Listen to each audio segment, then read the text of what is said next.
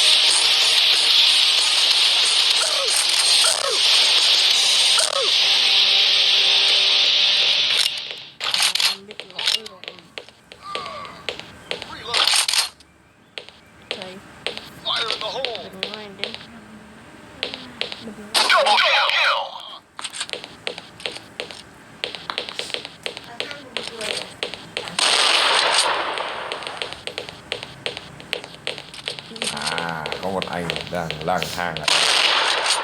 Ngắm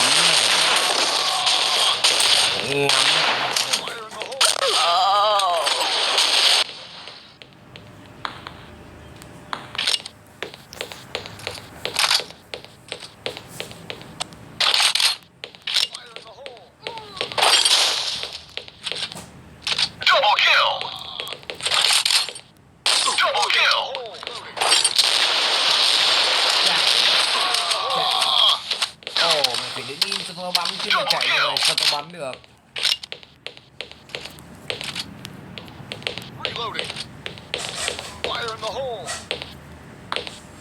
Anh ấy đang xâm nhập hành lang của đối phương. Vào tận của chúng. Ô, cũng thằng.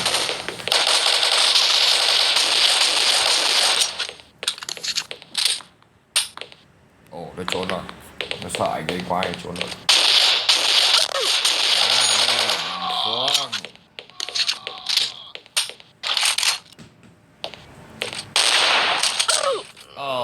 Anh ấy bị một cú ngay tim.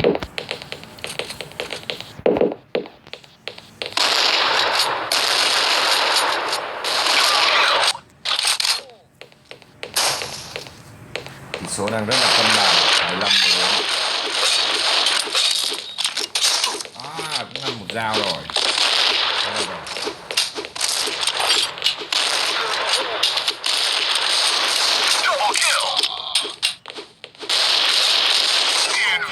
Chém gió à? Một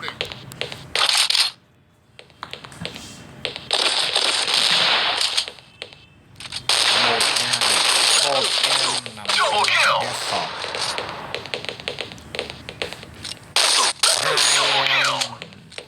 Wow.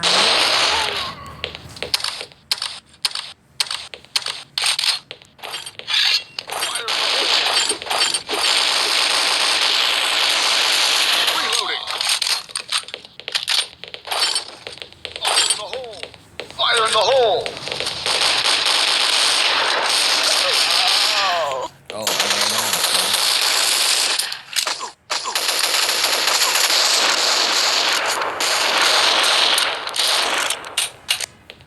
Bây giờ là mạng thứ ba.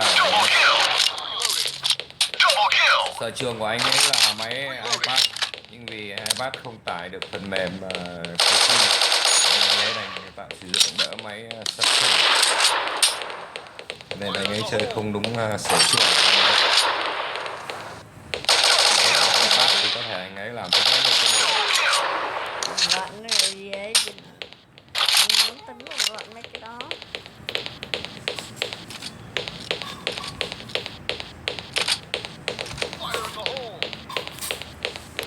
Núp à? Reloading. Rất là hèn hạ. Con quạnh nhà nó. Ôi wow. Chắc nó đang màu con.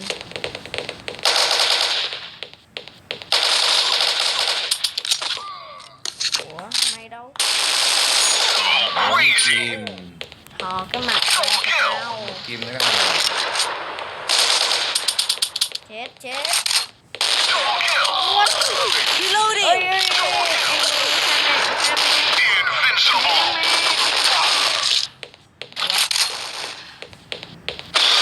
Ôi, Súng của anh ấy đã hết đạn rồi nên phải bị nằm xuống rồi. 10 chiếc năm.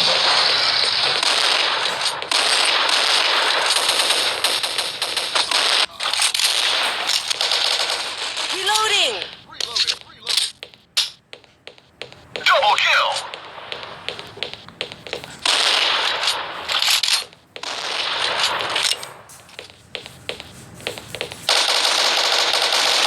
Reloading. Kill.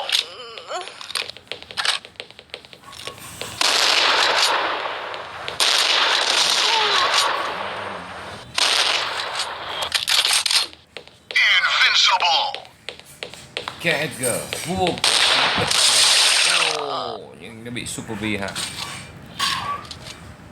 nó bật tẹt headshot vừa headshot rồi luôn.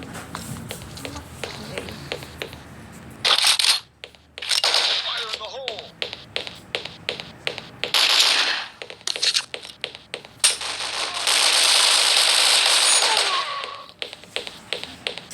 Nãy giờ anh còn chơi vũ khí phụ không? Fire in the hole. Thành chơi vũ khí chính. Để vũ khí chính đánh cận chiến. Fire in the hole. Một em. Double kill. Một em đang Invincible. Reloading.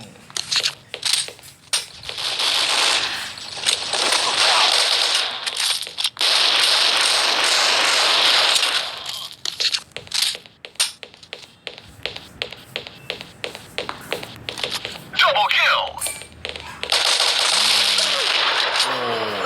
suýt nữa là nằm kịp. Alliance wins. Wow, trận đấu rất là gay cấn giờ phút cuối. Và cuối cùng thì đội anh ấy đã có set nút chỉ số 38-40.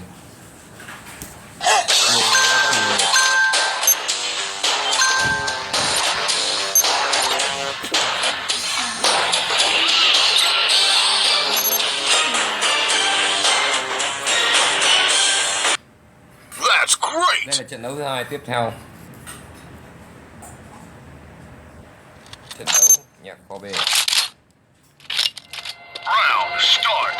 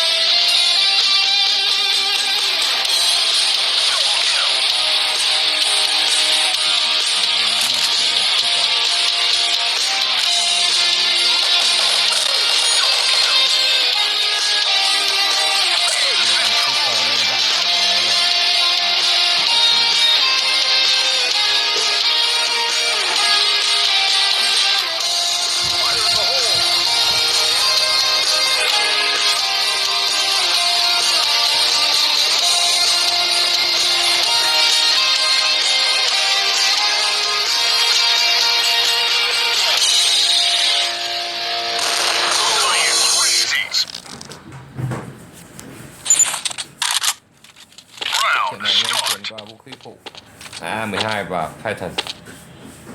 First blood.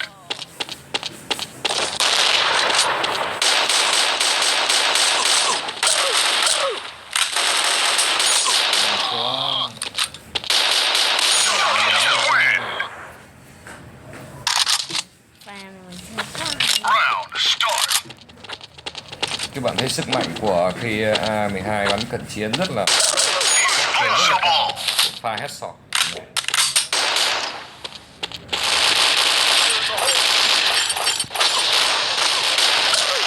Flipper đã cho anh ấy nằm xuống rồi.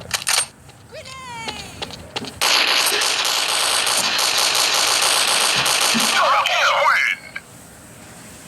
Bên lên mình có đặc điểm là đi đâu đi theo cả bảy, mình rất dễ bị hại. Anh chính thật chỉ nấu cơm ấy à?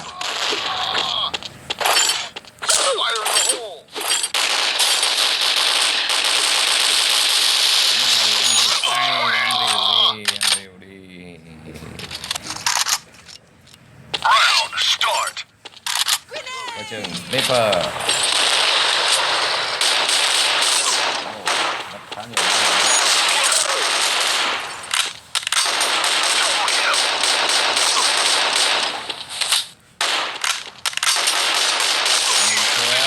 Ba kim.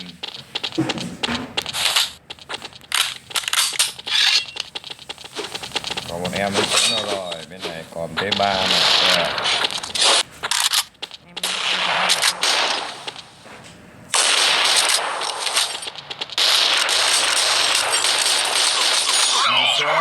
Bốn kim. Round start.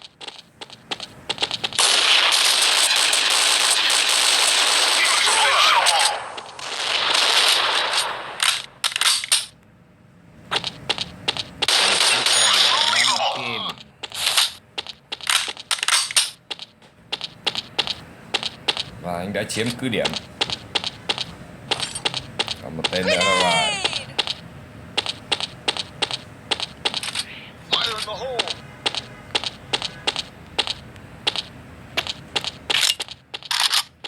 Tên nó Kim. cút. Round start. Wow, trận này rất là nhanh và phiến quân của anh đã chiến thắng với tỷ số 6-1.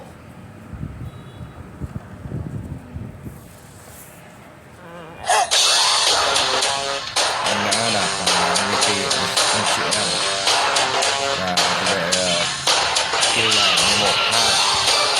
Các bạn nhận đến với trận đấu tiếp theo.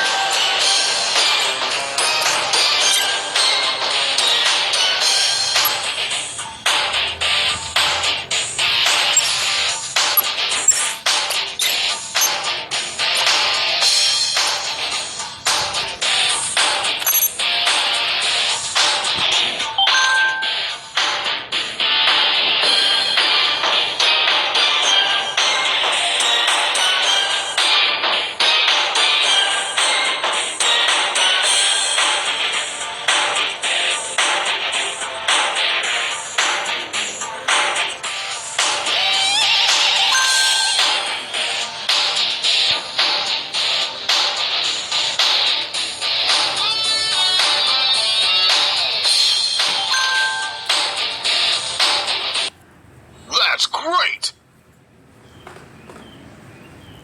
Round start. Lại trận đấu quen thuộc.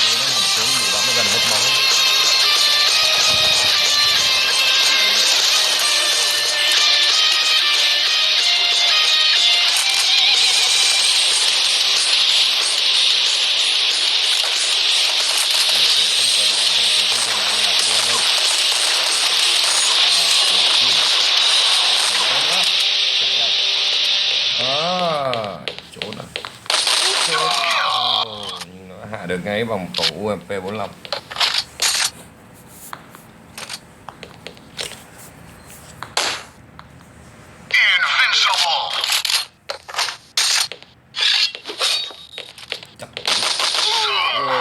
Rìu không thể đánh thể nào trở lên.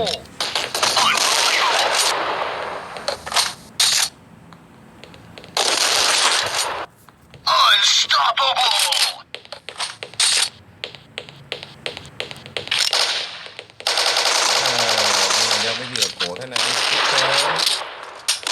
Rất là cánh nút này. nó có chơi đâu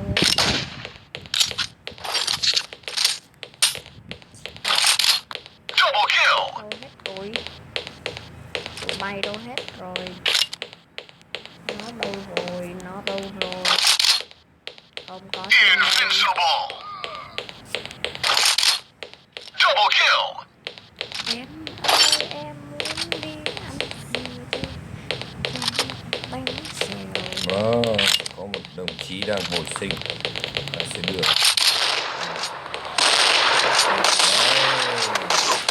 Wow, nhưng chính anh ấy đã tiễn anh này về với Chúa thì đúng hơn.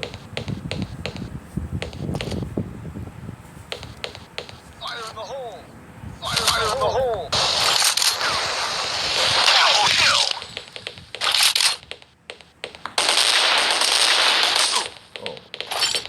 Anh lại bắn tệ thế nhỉ? Reloading.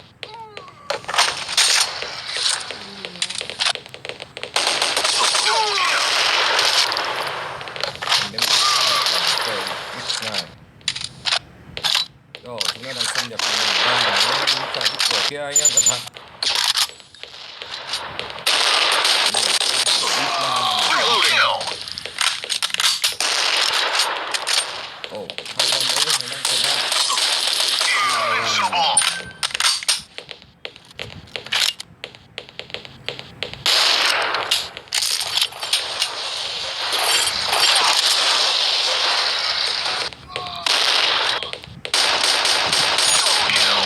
Xâm nhập. Reloading. Double kill.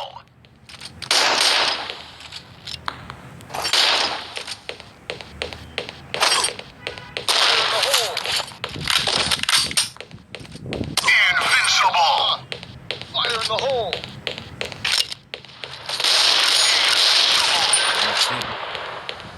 Còn một kim nữa. Kim này đã chết. Reloading.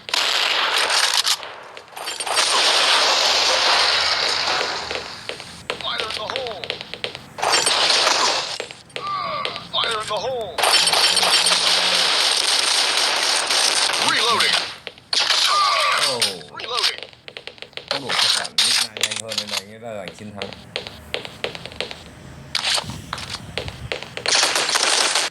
Double kill. Double kill. Đây, anh bị đầu vì chấn thương sọ não.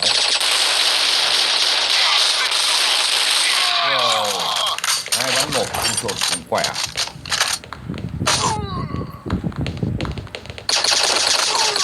Quá hay cho đít này. Double kill. Invincible. Fire in the hole. Fire in the hole. Fire in the hole.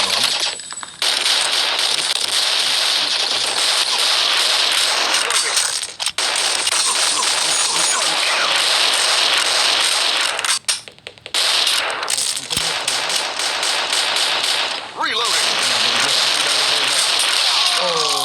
Chính anh lại đã hạ một phát tay. So crazy. Cho ăn thôi.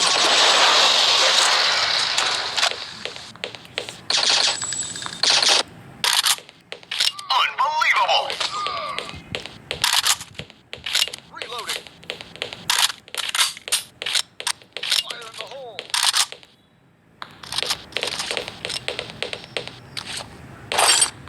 Fire in the hole. Fire in the hole. Fire in the hole. Unstoppable.